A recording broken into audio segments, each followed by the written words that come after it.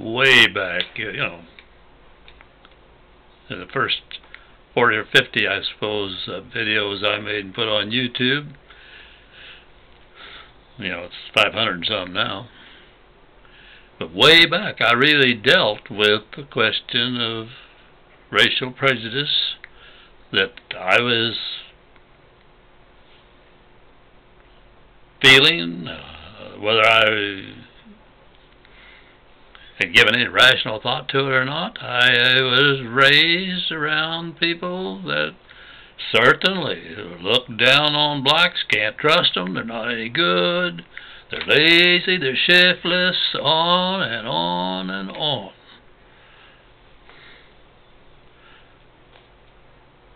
Thanks to Mr. Truman.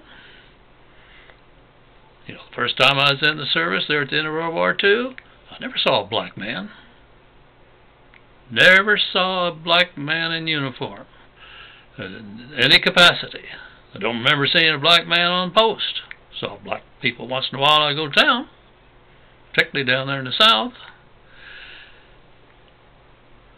But Mr. Truman did away with that foolishness of the separatist situation where, yes, we had black people in uniform, but they were in separate units during World War II and on back.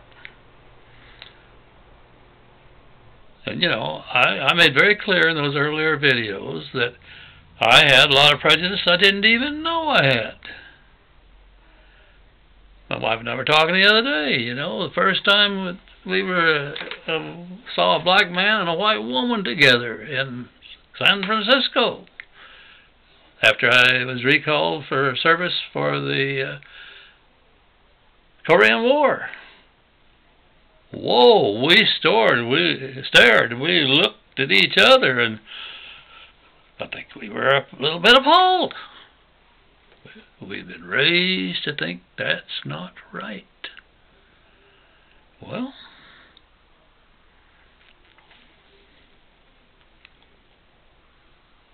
thanks to being under, served with and had a commanding officer and a second in command and the medical company of the 187th Regimental Combat Team, the paratroopers that I joined over there in Japan and Korea. I found out, hey, these men are just men like me and you and anybody else. Perfect? No. Good men? Yes.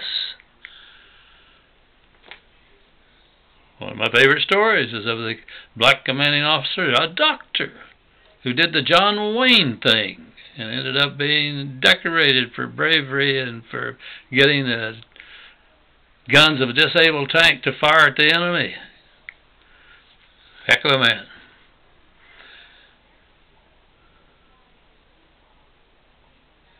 One of my very best friends, one of the people that I that we visit 2 or 3 times a year.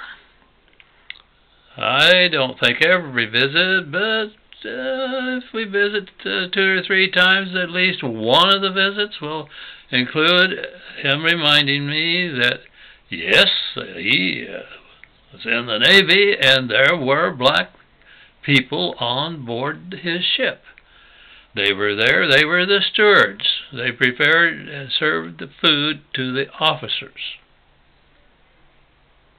I've never been sure if he tells that to me for me to understand why he feels that's maybe the, he doesn't say this, but I get the inference that, that's the proper role of the black man, would be to prepare and serve food to superiors. Or maybe he's simply saying, just as I was raised with prejudices, that he viewed blacks a certain way because he was never around them except to see them in the Navy performing a function not for the enlisted men, but serving, cooking and serving and doing the laundry and so on for the officers. Officers and gentlemen.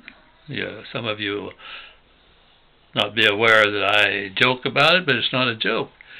That when I was commissioned and became an officer and a gentleman, I laugh and say I knew a lot of enlisted men who were gentlemen, and later knew a lot of officers, many of whom were great gentlemen, but some of whom definitely were not gentlemen, even though the commissioning thing says you are.